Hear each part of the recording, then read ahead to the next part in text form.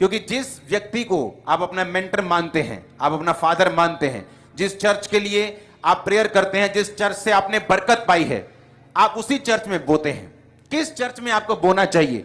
जिस चर्च से आप स्पिरिचुअली बरकत को पाते हैं और वचनों को सुनते हैं। और जब आप उस दर्शन में शामिल हो जाते हैं, वो सेम डिलीवरेंस जो आपके स्पिरिचुअल फादर मेंटर ने पाई, वो आपकी लाइफ में एंटर होना शुरू हो जाती है। क्योंकि परमेश्वर ने कहा, मैं अपने नाम के निमित्त तुझे छुड़ाऊंगा। यानी अगर मैं जब तुझे छुड़ाऊंगा तो इसलिए छुड़ाऊंगा कि तू मेरे नाम के निमित्त, मेरे नाम के लिए, मेरे दर्शन के लिए, मेरे राज्य के लिए तू काम कर रहा है। इसलिए नहीं तो कि तू चर्च का मेंबर है।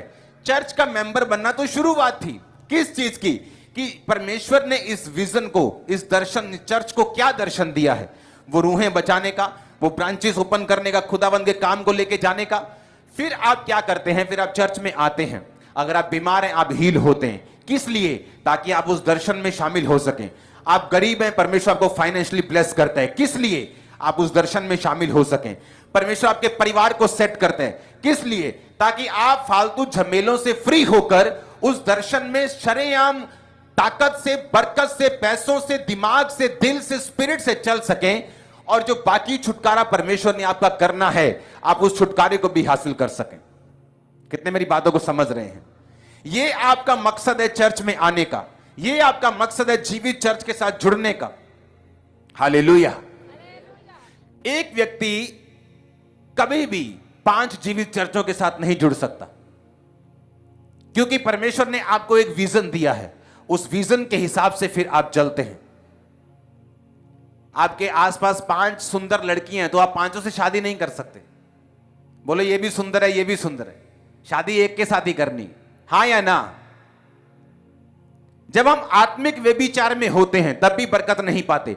जब शारीरिक व्यभिचार में होते हैं तब भी बरकत नहीं पाते।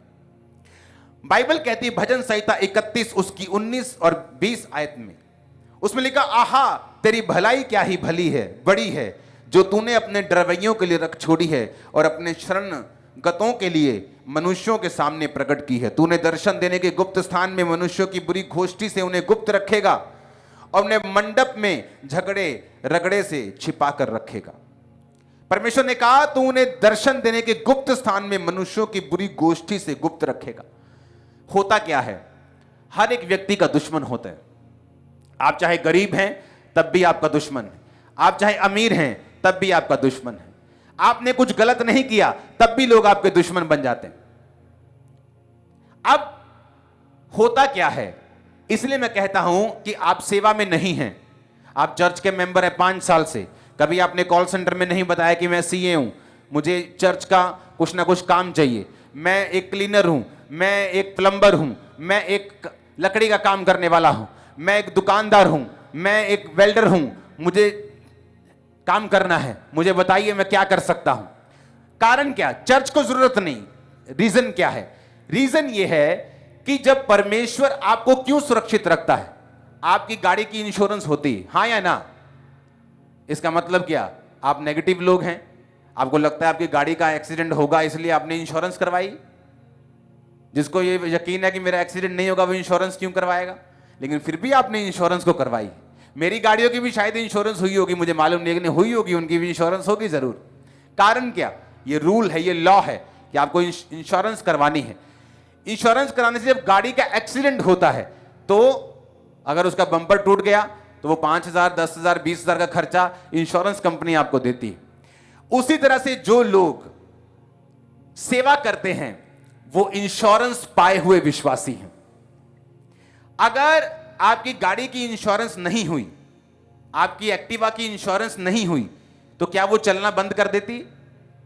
बोलो हां, चलती है फिर भी। पेट्रोल डालते तो पीती है कि नहीं पीती? सर्विस होती है कि नहीं होती? जहां जाना चाहो जाती है कि नहीं जाती? लाइटें बंद तो नहीं होती? ब्रेक चलती है ना? सारा कुछ उसी तरह से चलता है, सारा कुछ वैसे काम करता है जब इंश्योरेंस नहीं होती। लेकिन एक दिन जब वो गाड़ी थोड़ी ठुकती है तब फर्क लगता है कि अब ये रिपेयर नहीं होगी, मुझे अपना पैसा लगाना पड़ेगा। एक विश्वासी जो सेवा में नहीं है, जो पंफलेट बांटने नहीं जाता, जो चर्च में बोने में नहीं, जो चर्च में प्रार्थना में नहीं, जो अपने अगुओं के लिए प्रेयर नहीं करता, जो चर्च में अब दूसरे मेंबर्स को लेके नहीं आता, दूसरे लोगों को चर्च के बारे में, यीशु मसीह के बारे में नहीं बताता, वो बिना इंश्योरेंस पाए हुए विश्वासी हैं। चलने तो 10 साल चलते रहें, 12 साल 15 साल चलते रहें, लेकिन एक एक्सीडेंट उनकी सारी सिचुएशन को चेंज कर देता है। फिर वो बोलते हैं कि हम बड़े अच्छे थे, लेकिन सन फलाने फलाने में हमारे परिवार में एक दुर्घटना हो गई, उसके बाद हम कभी ऊपर नहीं आए। सन फलाने फलाने में हमारे जीवन में एक दुर्घटना हो गई, उसके बाद हमारा परिवार खत्म हो गया, हमारा जीवन, हमारा फाइनेंस खत्म हो गया। लेकिन जो विश्वासी सेवा में होते हैं, सेवा में क्या होता है, परमेश्वर आपकी इंश्योरेंस करके रखता है। जब आप जेन्युइनली इधर से नहीं, इधर से जब आप सेवा में होते हैं, शैतान जितना बड़ा अटैक कर ले, आप इंश्योरेंस पाए हुए हैं, सब कुछ वापिस आ जाएगा यीशु मसीह के नाम में।